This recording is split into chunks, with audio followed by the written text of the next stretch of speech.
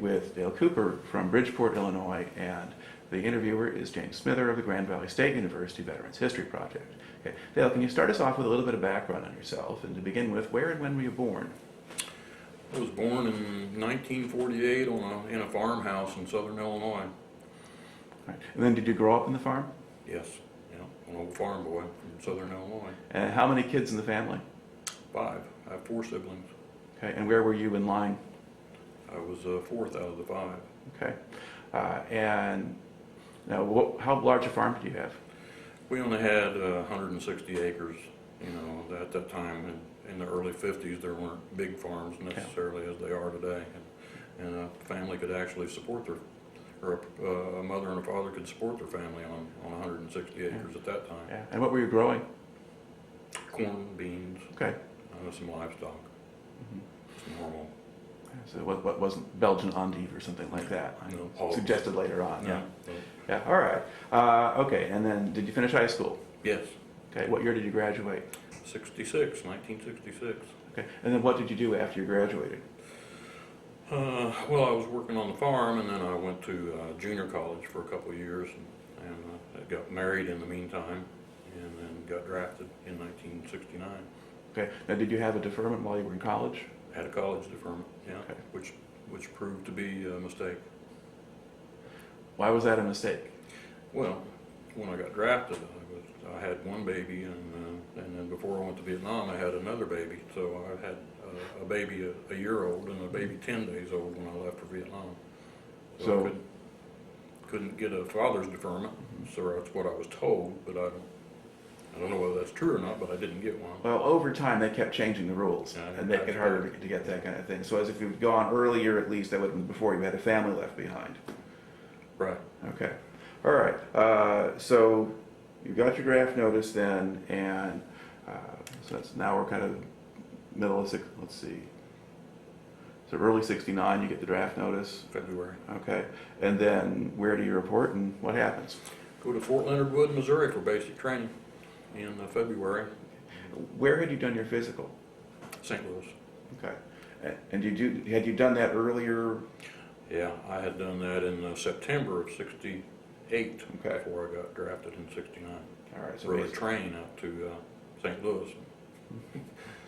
All right. Now, when you were doing the physical, were there people there who were trying to scam the system or find a way to get out of it, or did they just? I don't know. Everybody was scared to death. It was like a bunch of cattle in a pen. You just run around all over the place and you just did what you was told. And none of us necessarily wanted to go, but then that's what you did. Yeah. Well, how much did you know about what was going on at the point when you were reporting?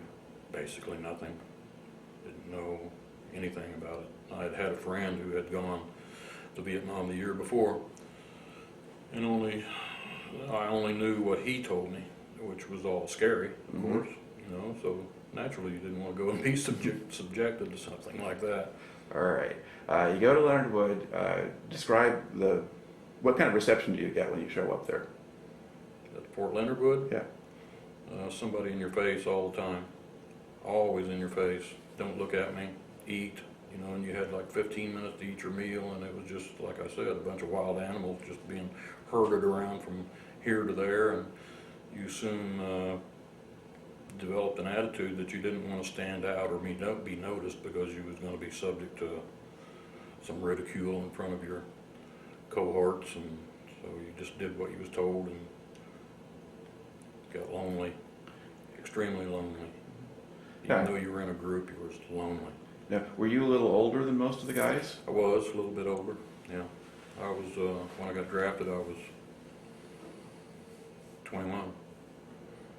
All right. And the men who were training along with you, were they mostly from the same area or across? Seemed like we were all mostly from Midwest area, yeah.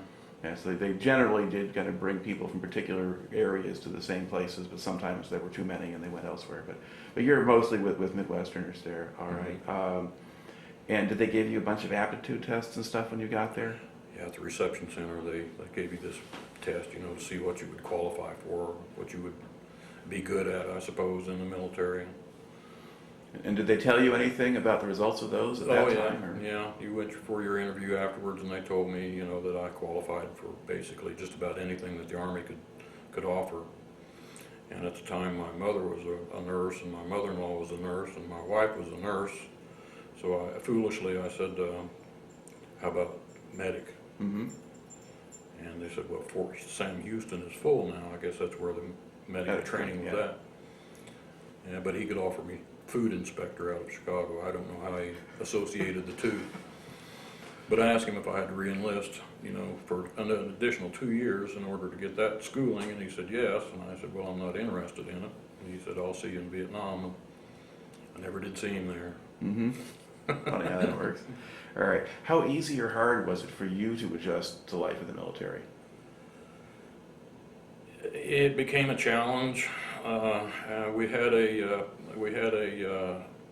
drill sergeant who was awarded the drill sergeant of the cycle at Fort Leonard Wood, and he was hard, but he was fair, and so then everything became a challenge to excel as much as you could. But for you, I mean, was the discipline an issue, or could you deal with that? I could deal with discipline, for sure. Yeah. And you would have been in pretty good physical shape too if you're working on a farm. Yeah. Now, were there other guys who were having more trouble than you were? Oh yeah. A lot of people, a lot of guys that were not physically in shape, and then when we would go on forced marches and stuff like that, you know, they would fall behind. And at that time, the drill sergeants could roll you over in a ditch and beat on you a little bit. I understand they can't do that today, which is, you know, shouldn't be that way anyway. But it was difficult. It was hard, and you had drill sergeants who had been in combat, and they taught you to be accountable for yourself and to protect your buddy, and that's the way it was. And so you learned that. Just naturally, that's the way things need to be. You need to be accountable and protect your friends. Yeah. They're going to protect you. Now, at that stage, I mean, just the basic training stage, did these veteran drill sergeants, did they tell you much of anything about actually being in Vietnam, or did they keep it more general?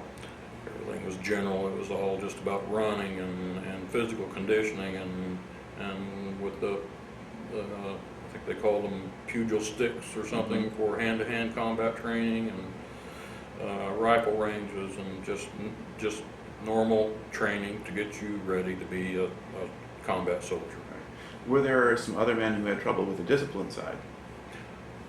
There were, and those were the ones that you avoided.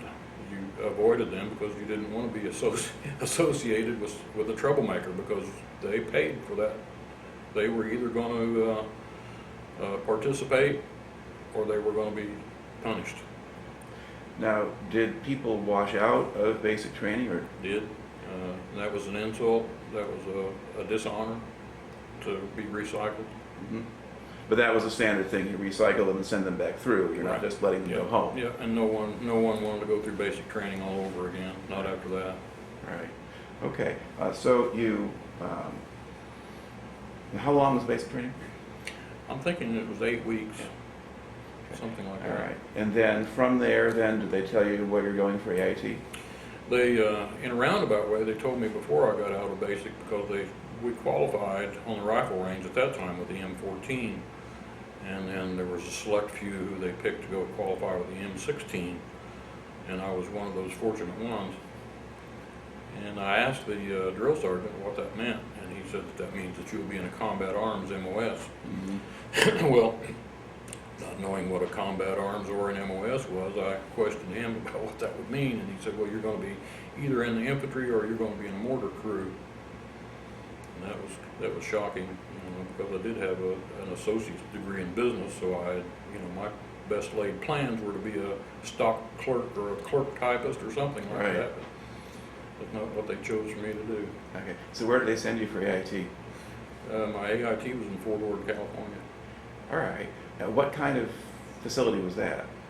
It was more primitive than Fort Leonard Wood. Fort Leonard Wood had a brick building, so they had the old buildings out there that they had ceased to use so much. But then when I got to Fort Ord, California, they were the old wooden two-story buildings that you had to have a fire guard at night on, so that's what they had out there. So you're going to World War II vintage stuff, or? Yeah.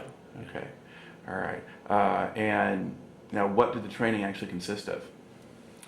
More advanced infantry training, more rifle range type things, and self-defense, and first aid, and just more military training. Okay. And what sort of people were training you? They were a lot of those people were drill. They called them drill sergeants. They weren't necessarily actually a drill sergeant. They were mostly people who had graduated from AIT and then gone to Fort Benning, Georgia, to be an instant NCO, which you've heard the term shake and bake. Right. And so those were the people who had never been in combat, but they were there to train us to be in combat, and then they would be then sent to Vietnam after their cycle. Yeah, so they're gaining at least some leadership experience, I guess, is Right. the idea. Yeah. Now, was there a mix of some other men who had come back from Vietnam who were also there? Maybe Top, the first sergeant, and those, you know, but none of the drill sergeants. Matter of fact, my drill sergeant went AWOL the day before we graduated, so he decided that he had had enough. All right. How much of an effort did they make to actually prepare you for Vietnam specifically, in terms of conditions you would find there, or dealing with civilians or villages or that sort of thing? I don't recall anything necessarily like that. Of course, there wasn't any foliage like there was in Vietnam, no jungle training per se or anything. It was mostly just live fire, you know, training and just normal extended training is all Right. it was. Okay. But did they try to teach you about things like booby traps or anything about Vietnam or as a place? I got more of that training when I arrived in Long Binh in South Vietnam through the Screaming Eagle Replacement Training School. And Right. That's where you got more training as far as what's called sappers. Okay. Now, as far as you could tell, were they training a lot of infantry at Fort Ord, or were they doing a lot of other things, and you were just kind of on the side? I was just isolated there and had no idea what was going on the rest of the post and didn't really care. Okay. All right. Now, how long was this round of training? I think that was 6 weeks. It's been so long ago, I don't remember. It was either 6 or 8 weeks. Okay. Now, will your next stop be Vietnam? After 30-day leave, after AIT, then straight to Vietnam. Yeah. Okay. What was it like to go home again after, several months now in the Army, and knowing you have to go to Vietnam next?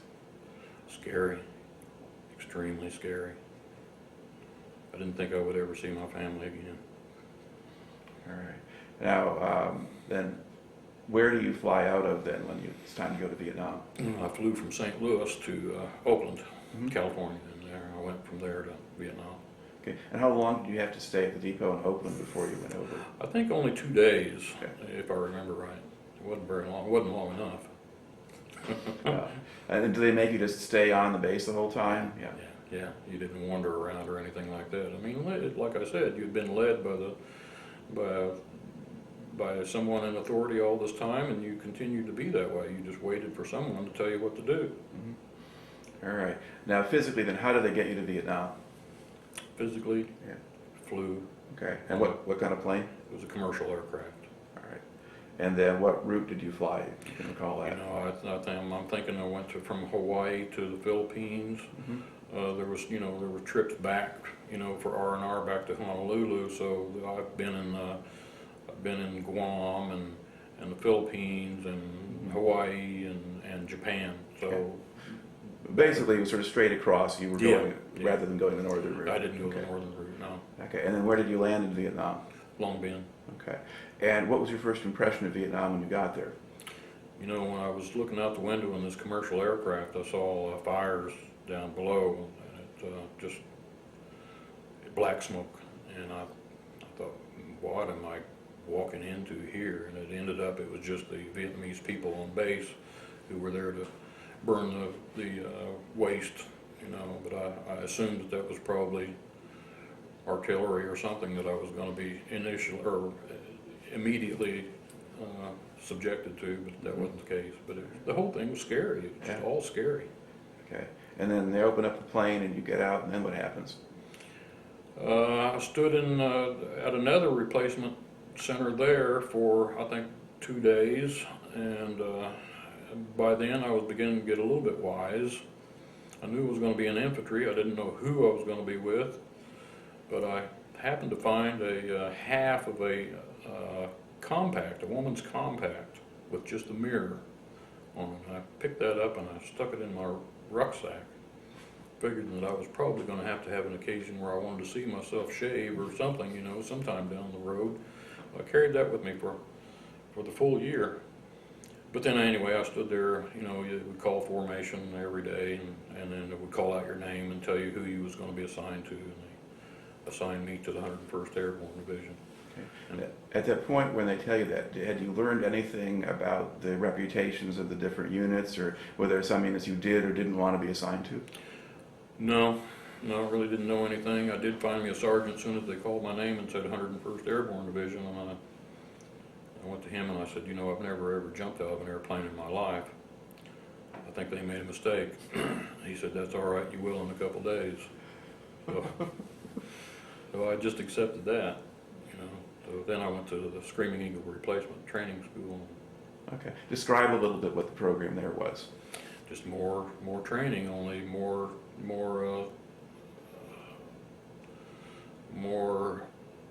condensed and more concentrated on what you was actually going to be confronted with. And now we're talking booby traps and sappers and punji pits and all those things that you'd heard about and got scared of, and you finally realized that here I am going to be involved in this. Okay. And did they give you some practice with helicopters or that kind of thing? When I finally got to my unit, then there was training on how to rappel out of a chopper. Okay. But they did that after you went up to the division? After I went to I Corps. Right. Okay.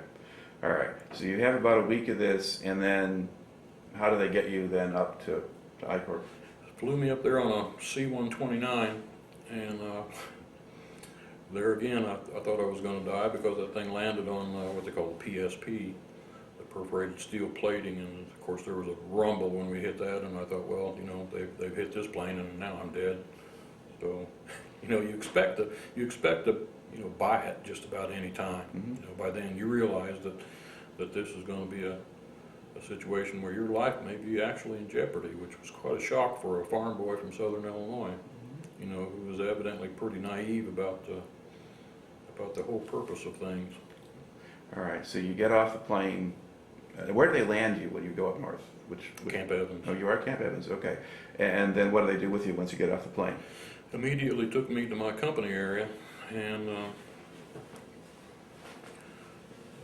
the company clerk assigned me, took me to a hooch. My company was out in the Ashall, just coming out of the Ashall Valley, and then that day there was a squad leader who came back from R&R, and the company clerk told me to stick with him. He would take me out on the chopper with him. I'd get my assignment with my company and my platoon and my squad there. Okay. Now, what company were you assigned to? Charlie Company, 2nd of 506th Infantry Regiment. All right. And which platoon in that were you? 1st Platoon. Okay. All right. And at the time you got out there, who was your platoon leader? Lieutenant Wallace. Soon, you know, I don't remember who was the platoon leader then, but then primarily during my time with the platoon, I was with Lieutenant Wallace. Okay. All right. And yeah, because he seems to he got up there just in time to join them as they were about to leave the Ashall. So at least that was in his account. Lieutenant Wallace. Yeah. We were all there within a month of each other, I think. Right. Okay. Now, what sort of reception do you get when you then join the company? Do people try to teach you things, or are they standoffish, or? The squad leader that I mentioned before, who had come back from R&R, one of the first things that he asked me while we were in Camp Evans and before we got sent back out to the company area, asked me if I smoked, and I said yes. And so reached in my pocket and offered him a Viceroy or a Tarryton or whatever it was that I had, and he said, "No, I don't mean that." He said, "Do you smoke?" And I said, "No, I don't smoke. He said, "Don't ever do that out in the sticks, out in the boonies, because you won't come back if you do." So that was another shock, you know. I'd heard these stories about Vietnam veterans being a bunch of dope heads and all this other stuff, you know.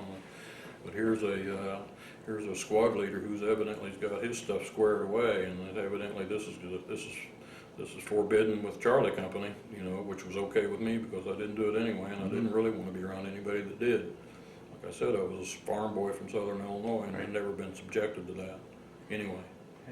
All right. But So- they were standoffish when I did get out with the company, because that was necessary. You know, a new guy, and I'm sure that's been told 100,000 times, a new guy is dangerous to be around until he gets his feet on the ground a little bit. So that's the way it was, and you didn't really get close to very many people anyway until 40 years later. All right. Now, does anybody, you know, kind of tell you what to do or what your job is going to be, or is it just shut up and follow us, or? It's what you did there at the beginning. You would just tag along, you know, and be behind somebody and observe, and it didn't take long for most of us from the Midwest. It didn't seem like, not an insult to anyone else, but we were farm boys and used to signs and being out and, you know, subjected to wild animals and snakes and all those things, and you know, so it didn't take long for myself anyway to become accustomed to the terrain and the foliage and that kind of stuff. It was all scary, but I became accustomed to it. And then eventually they told me that I would walk point. Now, when you're first there, what area were you operating in? Were you around Camp Evans most of the time, or up in the hills, or? We were mostly up in the mountains south of Camp Evans. All right. And what was going on at that time? Search and destroy type things. You know, it's not that we didn't spend time down in the lowlands at times. And lowlands was my very first experience with a firefight. And killed one enemy and captured another. And that was something that And sort of what was your experience in that firefight? I mean, what was your assignment at the time, and sort of what happens? I was just a rifleman. And ironically enough, we had called in for artillery support, and the only support that could reach us was going to come from behind us over our heads, which is a no-no as far as fire support. But that's the only way we could get it. And things are dropping out of the sky, you know, really close to you, but that's the way it was. And so you thought, gee, this is not going to be a vacation. Okay. And had your unit sort of, did you walk into an ambush, or did you have an ambush set, or was it just an accidental meeting, or do you not know? We had set up an ambush site. As a matter of fact, one of the platoons was away from us, and then they triggered their ambush, and then these enemy came back our direction, and then we triggered ours. All right. So you actually got to see them for a moment at least? Oh, And some people talk about the first time when they're in combat or something like that, there's this questioning of either you wonder what the heck you're supposed to do, or maybe the training kicks in or whatever. But for you, in that first firefight, what happened? Did you just react automatically, or? did, and that was the training that we had. Just to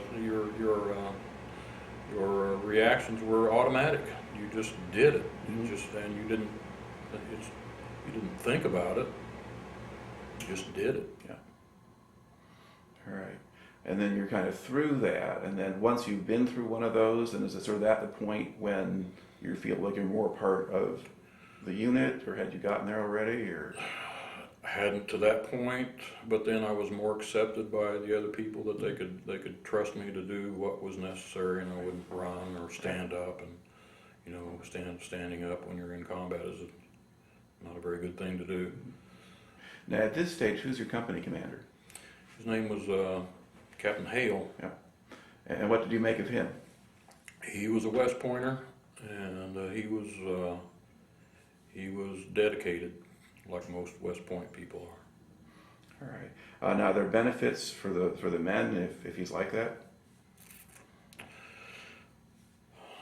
Or does it In make it my more opinion, dangerous? we were subjected to more conditions that a less experienced commander wouldn't get you into. So sometimes we went out to look for trouble when maybe we shouldn't. Okay. Now, Wallace wasn't the same kind of character.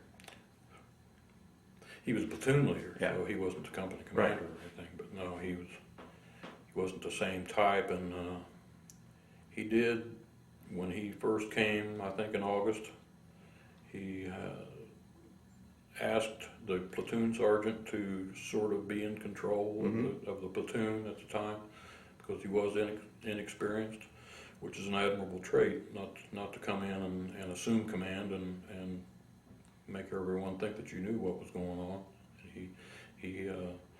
He was intelligent enough to know that he should let someone else show him the ropes for a while, and that made him a better soldier for it. All right. So you have, now about how long do you spend out in the jungle then, the latter part of '69? Are you there most of the time, or more in the lowlands area later, or what? Oh, well, it was intermittent, you know, but primarily in the mountains, yeah. And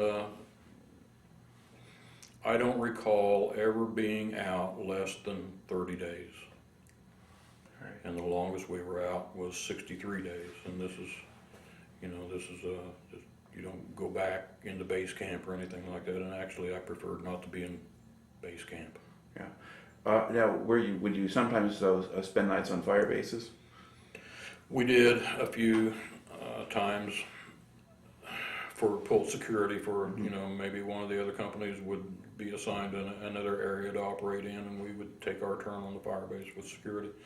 I didn't like that either. By that point, I had gotten comfortable out in the jungle.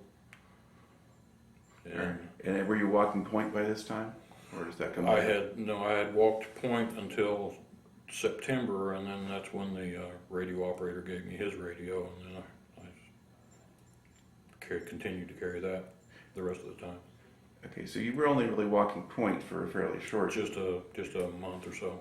All right, and now describe a little bit though the experience of walking point. If you're going through, it's mostly jungle areas that you're operating in, or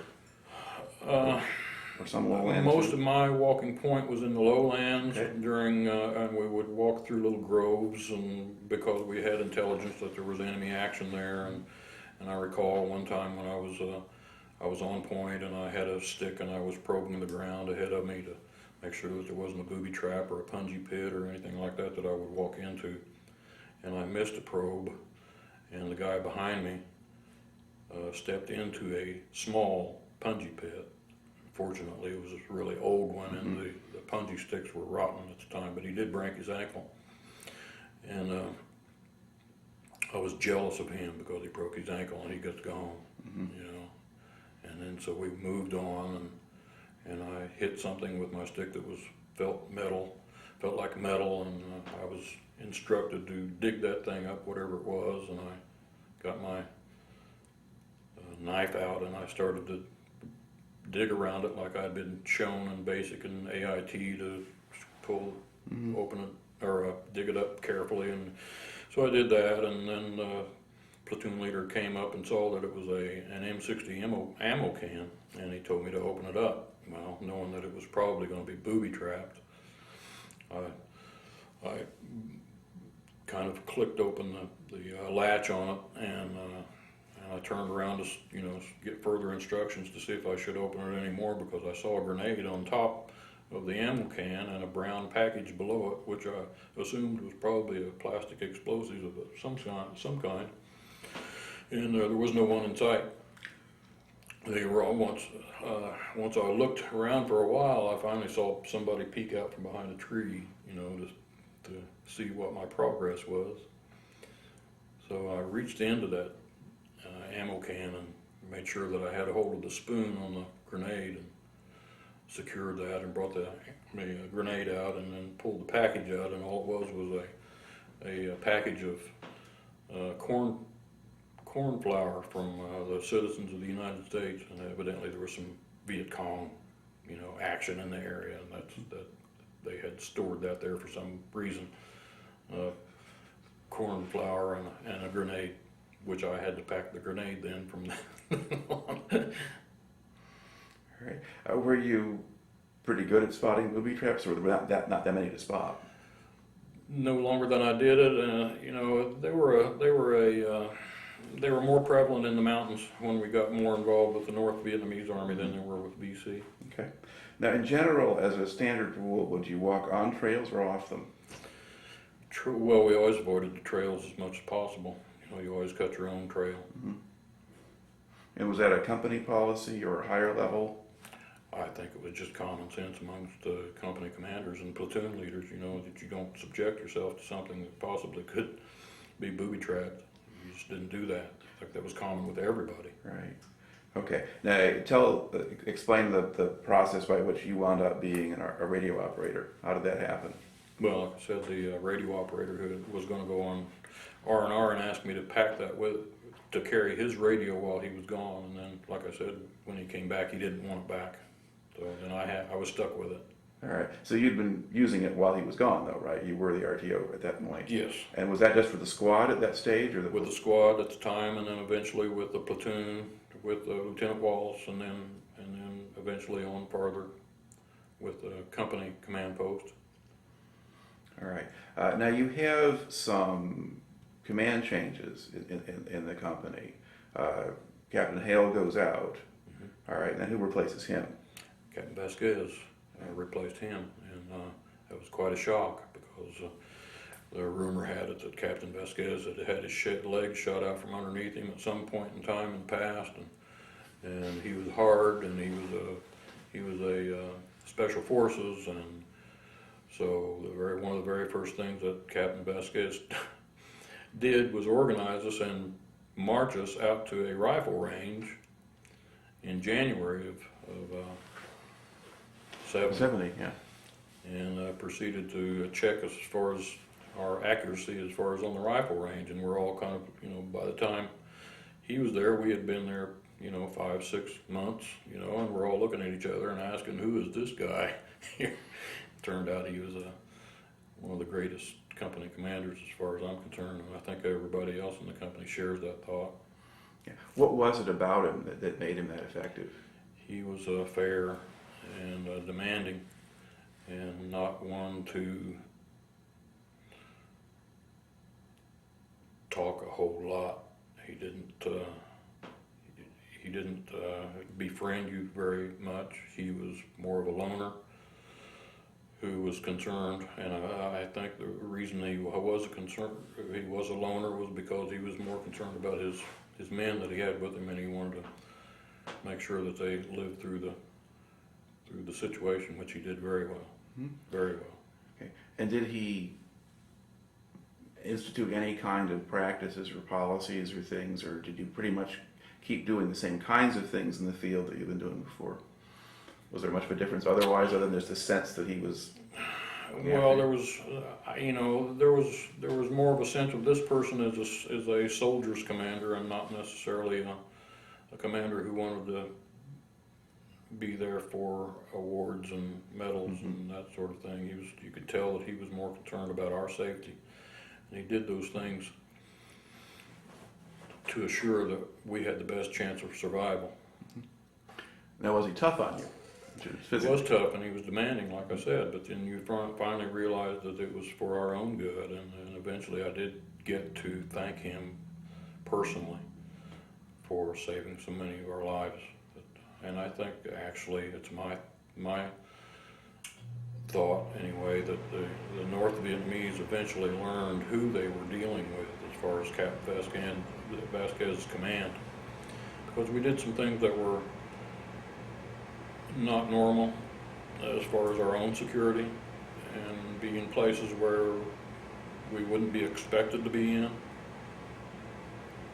And And I think that North Vietnamese finally learned that his people were not to be confronted Mm-hmm. because they would pay the price, and they did. What sorts of things would you do that were unconventional?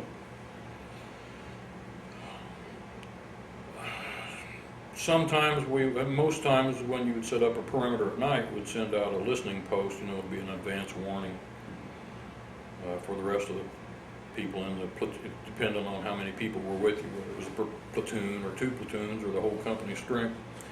But most times you would send out a listening post as an advance warning of activity. Sometimes we didn't do that. Sometimes when the North Vietnamese would come and they would expect it to be 5 guys out on a listening post, it was 90 guys on alert and ready. Just unconventional things as far as history. He was special forces, and those are the things I understand that special forces do. They're an elite group of people. He's an elite commander, and he trained us to do those sort of things, and it became accepted. This is the way we're going to operate now, and we did. All right. And then, so he's with you, and then we're kind of joins you at the kind of the beginning of the year in 1970, and then so kind of January, February into March. What kind of areas are you operating in? Mostly, like I said, up in the mountains, and we call it hump. Mm-hmm. 5 or 6 or 8 clicks. Everything was a click, measured in clicks, but it wasn't just a straight line click. It was up and down the side of mountains and that sort of thing. So it wasn't an easy movement, but it was all in search for search and destroy type of situation. But the main thrust of the combat that we was confronted with began in March. Okay. And then talk then about some of the things that start happening kind of middle of March onward. We're following. I mean, do you get involved? At what point does your company? Well, are you doing things sort of before you go to Ripcord? Oh sure, yeah. We're out. Ripcord doesn't exist at the time. Yeah. It had been abandoned, and we didn't reoccupy Ripcord until April. Right. So in March, what have you got going on then? Well, it's a more and more intense search and destroy, because we weren't told of what that we were outnumbered or anything like that. There was nothing like that, and until one day that I was behind Captain Vasquez, because at that time I had the company radio, Mm-hmm. and I was right behind him, and your senses become so intense, your eyesight becomes much more intense, and your hearing and your smell, and that you eventually have become like an animal, and that's necessary that your senses are developed that way. So I began to smell enemy, and I asked him about it one time when we had held up for a while from one position to another one, and I told him that I smelled enemy, and he admitted to me that we were on the trail of a battalion of North Vietnamese, and I'm thinking, there's like 90 of us, and there's 400 of them. Didn't seem wise to me, but I had faith in Captain Vasquez, and I knew that if he thought we could do it, then we would do it. And then did you actually catch up with or encounter the battalion? Or Never. We ran up on some caches of mortar rounds and RPGs and those things, and we called in the demolition people, and they brought their C4 out, the plastic explosive, and blew up those caches. And did you find bunkers or things like that? Some of the other platoons found complexes of bunkers. I didn't personally encounter a whole lot of bunkers. And were the platoons operating to a certain extent separately? Most times by then we were scattered out, and Captain Vasquez and the CP would alternate between platoons. Mm-hmm. All right. Now, eventually, you're kind of operating in the area, kind of in the jungles and in I-Corps there, and around the area which will eventually become the hill that will become Firebase Ripcord. And there are a couple of attempts to get companies on there, and they're beaten off, one in March, one 1st of April. And then it becomes your company's turn to go in. And so did you participate in that? Mm-hmm. Okay. I had just come back from R&R, as a matter of fact. Had been told that we had lost one person in the days preceding our attempt to retake Ripcord. Had been killed, which was kind of a shock to me. You know, I just wasn't ready for that particular person to die. And then how did you actually get up on Ripcord? How did that play Just out? walked up and there was no resistance. It just seemed strange, you know, because we knew that there had been other attempts to take the place and had been beaten off. And there we were. For some reason, we just moved on up and occupied. Thought it was rather strange and assumed that probably we would pay for it later in the day. But it never happened. Now, was Vasquez with you on that day when you first walk up? Pardon me? Was Vasquez with you on that day when you walked up? No, he had gone on R&R and he didn't. He wasn't there until several days later. Yeah. All right. And once you were on the top of the hill, then what did you do? Well, you start to secure your positions. You know, the first thing you do anytime was make sure your defense is ready. So, you know, we're redigging foxholes and that sort of thing. And then when Captain Vasquez reassumed leadership role, then it was time to actually build the defense with concertina wire and trip wires and claymores and all that natural defensive stuff. Mm-hmm. And what sort of job did you do with that? I've been told that he built a fire base like no one else had done, you know, but never ever having to do any of that. It was something I didn't have any expertise on, but it's what I learned later, that it was one of the best fire bases as far as ground attack. Okay. Did you spend much time on the Ripcord perimeter, or were you mostly out in the field? Or I guess you were like a company radio operator At that time. Yeah. At that time, I had taken the battalion radio, Okay. so I was a battalion radio operator, and eventually took the secure set, where they scrambled the message. All right. And then who's communicating on that with a secure set? Is that battalion to brigade, or? Was usually that's how we would get our marching orders for the next day. Would be on the scramble. From generally battalion, I assume. I never knew who it was, you know, that was communicating that way. I just coded in the code for that particular day. And Okay. Before I forget, so you mentioned that you had gone off on R&R right before they went up to Ripcord. So where'd you go for that? went to Honolulu. Okay. And were you able to bring your wife out for that? Mm-hmm. Okay. And so what was that like to be in Hawaii? You know, you've been out in the jungles in Vietnam and all of this, and now you're in Hawaii with your wife? You know, the old saying then was you was going to go back to the world, and it was something that was completely opposite of what you'd been confronted with up to that point, naturally. And you thought, well, maybe there is reason to hope that because you were actually expected not to come home. I'd had a dream when I was in high school. For some reason or another, I dreamed that I was going to be killed in a war, which was actually before Vietnam got to be very notable, very much of a notable place. But then I thought, well, my fate is set, you know, because I've had this dream and I'm going to die there. Assumed that it was going to be happening. So how hard was it to get on the plane to go back to Vietnam?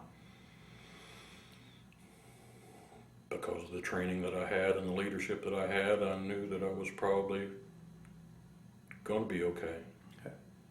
So, you know, it wasn't something that I wanted to do, but then you just did it. At that time, the patriotism was there for everybody. Well, I guess not everybody, but for us. And we continue to be that way to this day. Very, very patriotic. And we'd all do it again, I'm sure. Well, I don't know if everybody would do it again, but I mean, I think that's one thing. Everybody has a different view, but certainly a lot. Now you go back, and at this point, when you're coming back, are you coming back now? Are you company radio operator, or are you battalion, or what are you I'm now? battalion by then. Okay. So now do you just stay up on Ripcord? Oh, no, I'm with, no, you still have a radio operator that's battalion. But he communicates between company and battalion? Right, yeah. Okay. Yeah, and then so then we Captain Vasquez and our group built, the fire base, built the defenses around the fire base and everything, and then another company eventually became the group that was secure, and we would walk back off, or combat assault off. So it was on and off. On and off. A lot. Okay. And then, based now, so you basically so you continue to do this kind of through May and June? Till mid-June probably. Okay. And Captain Vasquez by this time is getting close to being assigned to a rear position. And so then I was with another company commander for about a week after that, and then eventually they called for me to come to a battalion on fire base Ripcord and to work in tactical operations center as a radio operator. All right. And so that's where you're using the scrambled set and... I used a scrambled set before Okay. before I went to Ripcord, but then I went back to Ripcord as a radio operator in TOC. All right. And so that's sort of late June when you get there. Late June, yeah. All right. So you worked then briefly with Vasquez's replacement, Captain Hewitt. Okay. And then, of course, at the beginning of July, I think July 1st, things begin to get interesting. Now, when you're up on Ripcord initially and you're going there, are you kind of relieved to be going to the fire base, or would you rather be out in the field still? No, I didn't want to be on the fire base, but that's what they told me to do, and so that's what I did. I didn't question it. I wanted to be back with my company, the people that I was comfortable with. I was with a bunch of strangers now, and I didn't know whether they were going to be, I didn't know how they were going to react in a combat situation. The only thing I knew was how I would react in a combat situation, because by then we'd been through several of those situations. Right. But I was comfortable with the people that I had learned to be comfortable with, not these people. Okay. Now, physically, how was the TOC set up in terms of how big was it? How was it protected? It was just a normal bunker with sandbags and that sort of stuff, and kind of a walk down into the bunker area from the top of the fire base near the landing zone for the resupply choppers and stuff. Faced the east, and only with the one egress and ingress, so that's just the way it was. The radio operators were on kind of the south side of the bunker, and the officers and cadre spent most of their time with their maps and all that stuff on more of the north side. Everything was away from the ingress in case of incoming rounds and so those sort of things. Right. So how much did you see then of Colonel Lucas or the other officers up there? Colonel Lucas had to give me his helmet, his steel pot one day, because I had loaned my steel pot when Charlie Company walked off from the fire base for the last time, and I never did see him again. I had loaned my steel pot to one of the individuals there who had misplaced his, evidently. And so there I was on Ripcord without a steel pot. And by then we were taking some incoming mortars and recoilless rounds and that sort of thing. But I had an occasion where I needed to go to the Connex up on top and get some radio batteries. And so I started out of the bunker. Colonel Lucas hollered at me and asked me where I was going without a steel pot, and I told him I had to go to that Connex and get some batteries. I told him I didn't have a steel pot. I had loaned mine to another person. So he threw me his steel pot and he said, "Wear this." So I'm walking through the artillery battery with a steel pot that has a lieutenant colonel insignia on it. People didn't know whether to salute me or ignore me. That was the occasion there. All right. Now, about I think the 1st of July was when the North Vietnamese started to launch mortar rounds at Ripcord. Did you notice that, or were there not enough of them to notice? They were noticeable, for a fact, and I had watched mortar crews out being exposed. I watched artillery people out in the open exposed to all that fire. Mm-hmm.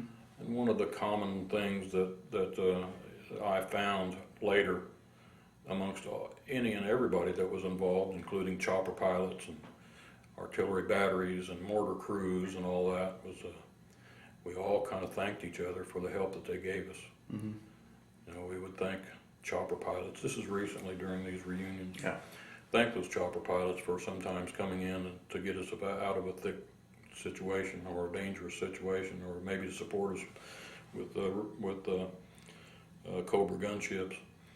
And they in turn admired us and thanked us for being out on the front line and being subjected to all that stuff. We all admired each other for our participation and dedication. It was part of your job to call in airstrikes or fire missions? I had a forward observer for that. No, I was more communication with other platoons and then eventually battalion. So Mm-hmm. no, I wasn't.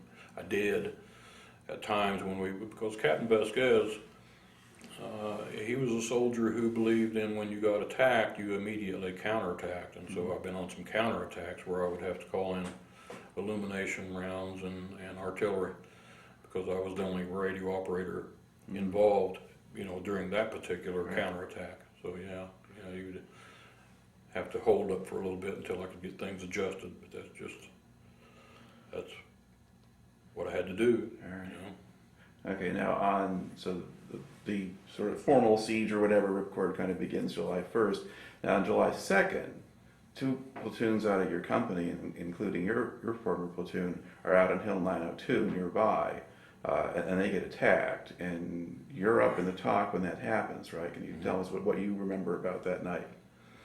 I wasn't on duty at the time. It was 4 o'clock in the morning or so, and I had evidently been working the days on the radio, and so one of the operators who was on duty came and got me and told me that my company had been wiped out, and they wanted me on the radio right away. That's a scary situation at your company. All your friends are gone. Mm-hmm. It proved not to be the case that they were all gone, but there were too many of them gone, casualty. Yeah. Now, were you communicating with any of them once you went into the talk? I mean, because Steve Manti, who was just in here, was saying that he was calling back and he got you at some point. When they told me that they wanted me on the radio right away, of course I went to the radio and I began to call the call signals, the call signs of the people that I knew that were out there, just to see if my company had survived, any of my company had survived, and there was no answer, and no answer. Until finally Steve heard me calling and found a radio, an operational radio. I think probably some of the radios got destroyed during that time. Advised me that they needed some gunships to help them through the situation, but it was too late by then. Well, not according to him. I mean, the attack had been launched, but it certainly helped the rest of them get through the rest of that night. No, I'm sure it did, but it was too late for the 8 guys that didn't make it. Yeah. Yeah, and you're stuck up there, and they're down there. Yeah, those are my buddies. You know, and it's a helpless feeling to know that there's people out there that need your help, and you can't get to them. All right. Now, what then? How long then? Now, did you stay on top of Ripcord through the rest of the siege? Stayed there until it was time for me to go home and get processed out, and so I flew off of there on July the 10th. Okay. Which was before the actual abandonment and siege. Yeah. Right. But it was time for me to go home, so I didn't realize what day it was, didn't have any idea. I knew that it was my birthday on July the 10th, and my birthday present was to get off of Ripcord, knowing that as soon as that slick lifted off, I was probably going to get shot out of the sky, because that's how intense it was. Now, but were you willing to take the chance at that point as opposed to just stay longer or something? Was I willing to stay longer? Yeah. Didn't have any choice. They told me to leave. All right. you know, I'd had a year of doing whatever they told me to do up to a point, you know, and self-preservation dictated some of the things that you did, but just did what leadership told you to do. Did your job. All right. Okay. So now, did you get shot at when you took off? I mean, No. Okay. No. So that was quiet. Not that I know of, you know. Right. May have been some that missed, but none that hit. All right. Now, once you're back, you go back to Camp Evans next. Is that okay? And then how long do you stay there? I was there until the 18th. Well, not necessarily 18th. I was there. I flew out of Cameron Bay after I left Camp Evans, and you had to be back home to the day a year from the time you left. And of course, you lost a day and a half on the return trip, which suited me just fine. You know, if I could leave there a day and a half early and get home when I was supposed to, that suited me just fine. But I think I was there about a week probably, and just to process out and turn in my rifle and rucksack and all that stuff. That All right. Now, where did you land in the States? flew into Seattle, Washington. Okay.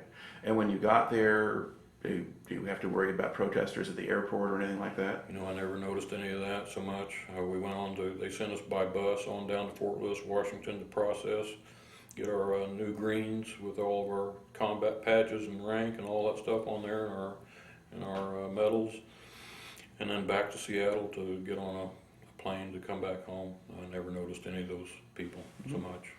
All right. Now, were you just home on leave at this point? You still had some time to finish, or? I had some time to go, and I spent 30 days at home and then went on back to Fort Carson, Colorado. Okay. And what did you do at Fort Carson? Well, ironically, they tried to teach us how to fight a war.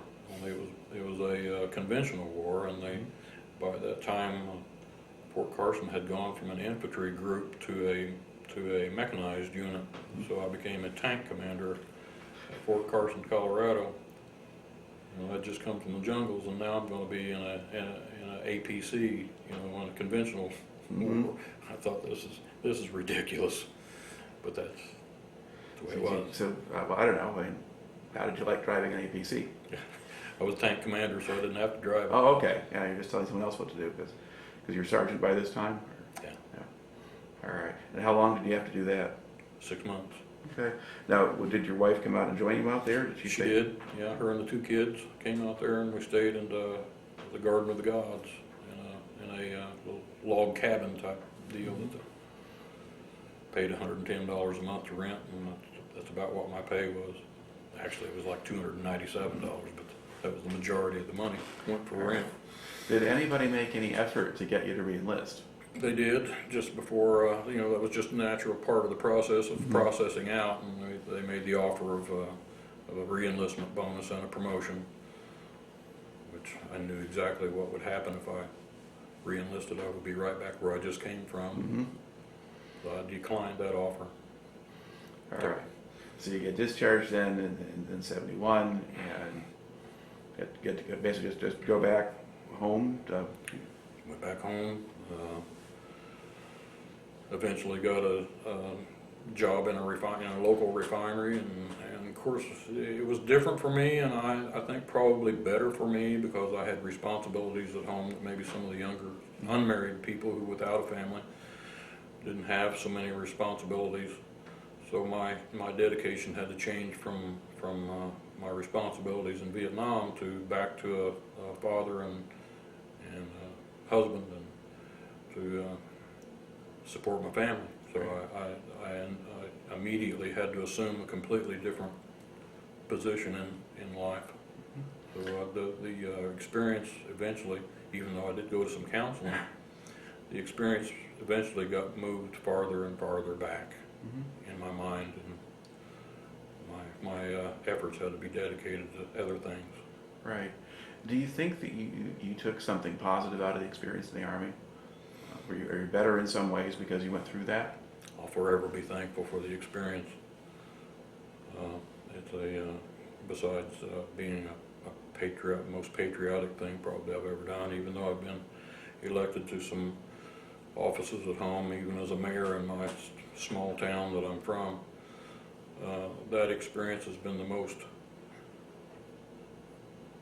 heartening thing probably I've done as far as appreciation for some of the smallest things that you can ever imagine, like clean water and food, and because there's times when we didn't have clean water and we didn't have food for days. And unfortunately, I was a little more strict on my family as far as those things, not knowing why. But I guess I just wanted to make sure that they appreciated what they had, and which was impossible situation. They couldn't imagine what the experiences that we had been through, so they had no reason to expect that they would never ever have clean water or food. Right. But I was extremely hard on my kids, I think. Okay. Now, coming back home in a small town in southern Illinois, were you kind of isolated from the world of anti-war movement and stuff like that? You could come back and be accepted as a veteran? I was isolated from it. It's not something that when I got home and took my uniform off, I didn't put it back on. Like I said, my dedication had to be to other things. There were individuals who would make little snide remarks sometimes about how stupid I was to go and do what I did, and that was hard to swallow. Matter of fact, I didn't swallow it very well sometimes. There's an intense dedication to your friends who are still there. I wasn't stupid for doing that. They're not stupid for doing that. We did what we were told, and patriotic, I guess. Yeah, and I think that's a story that we hear kind of, again and again. You went, you did your job, you did your duty, you come back. And it makes for a good story, and I appreciate your taking the time to tell it to me today. Okay. All right.